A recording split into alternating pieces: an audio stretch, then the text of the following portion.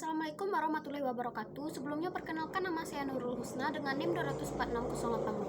Baiklah, pada kesempatan kali ini saya akan menjelaskan sebuah materi yang berjudul pengelolaan pembelajaran secara daring dan luring.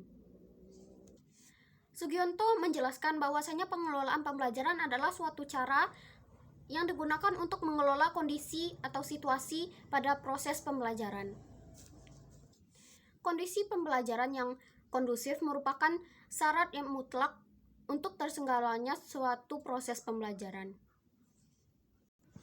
Dan menurut Cohen dan Mannion, pengelolaan pembelajaran adalah berhubungan dengan cara awal seseorang dalam mengatur pembelajaran mulai dari awal hingga akhir pembelajaran.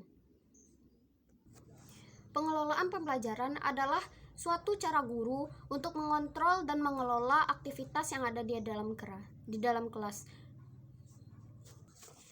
Misalnya saja seperti mengatur ruang kelas, mengatur kebersihan kelas, tempat duduk siswa, kehadiran siswa, dan lain-lainnya yang berhubungan dengan pembelajaran yang terselenggara di dalam suatu kelas.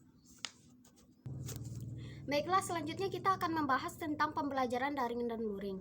Pembelajaran daring adalah suatu singkatan dari pembelajaran berbasis jaringan, di mana ini adalah nama lain dari pembelajaran online yang sering kita sebut sehari-hari. Pembelajaran daring merupakan suatu kebijakan yang diambil oleh pemerintah guna untuk menekan penularan COVID-19 dan juga tetap menyelenggarakan sistem pendidikan agar tetap berjalan secara semestinya. Pembelajaran daring artinya adalah pembelajaran yang dilakukan secara online. Pembelajaran yang dilakukan dapat tanpa melakukan tatap muka, tetapi melalui platform yang telah tersedia.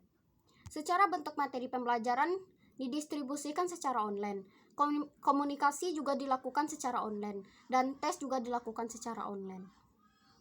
Sistem pembelajaran melalui daring ini dibentuk dengan beberapa aplikasi seperti Google Classroom, e-learning, Google Meet, Zoom, Edmodo, dan lain-lain.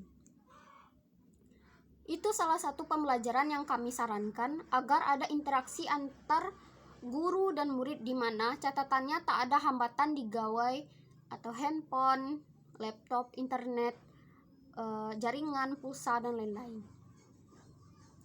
Ada beberapa kelebihan dan kekurangan dari pembelajaran berbasis daring ini.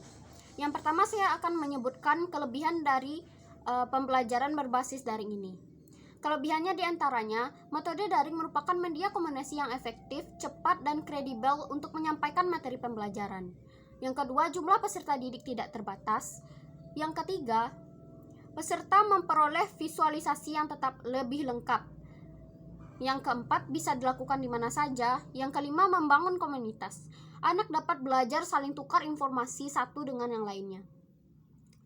Dan yang terakhir, peningkatan pembelajaran siswa. Materi dapat dirancang dalam sekreatif mungkin oleh pengajar dan dapat bersifat dinamis. Yang selanjutnya yaitu kekurangan dari pembelajaran daring. Kekurangannya yaitu di mana siswa dapat menjadi suatu individu yang mengabaikan aspek sosial. Yang kedua yaitu semua tempat tersedia fasilitas internet. Tidak semua tempat itu tersedia fasilitas internet. Dan yang ketiga yaitu tidak ada pengawasan secara langsung antara pendamping dan peserta.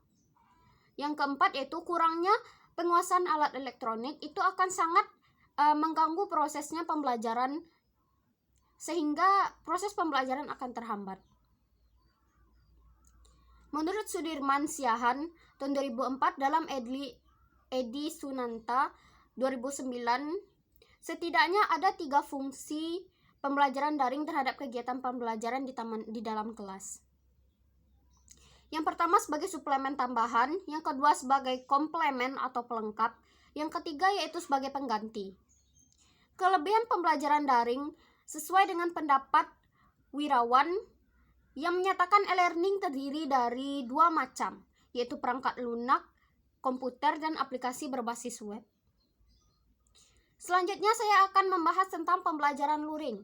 Pembelajaran luring menurut KBBI Kemendikbud adalah akronim dari suatu jaringan. Luring diartikan sebagai terputus dari jaringan, atau bisa dikatakan sebagai pembelajaran yang dilakukan secara tatap muka,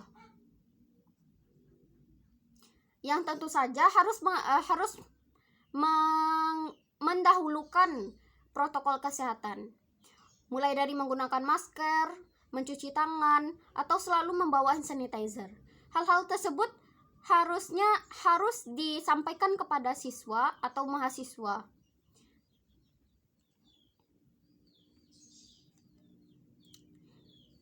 Dan pembelajaran luring ini bisa saja dilakukan seperti melalui buku pegangan siswa atau pertemuan langsung.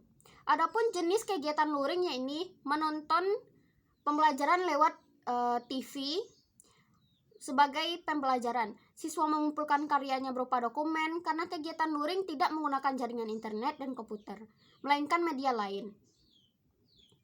Kelebihan dan kekurangan pendampingan belajar menggunakan metode luring yaitu, yang pertama kelebihan. Yang pertama, kelebihan dari pembelajaran luring: 1. Mendorong siswa untuk giat dalam belajar. 2. Dapat mendorong siswa untuk berpartisipasi aktif dalam proses pembelajaran.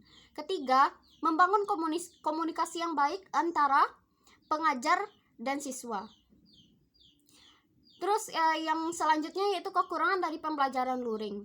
Kekurangannya yaitu ruang dan waktu yang terbatas. Kondisi lingkungan sangat berpengaruh pada cuaca panas atau ruangan belajar dengan banyak anak tidak akan optimal dalam proses pembelajaran. Baik, itu saja yang dapat saya sampaikan. Jika ada kata-kata yang salah mohon dimaafkan. Lebih kurangnya, Assalamualaikum warahmatullahi wabarakatuh.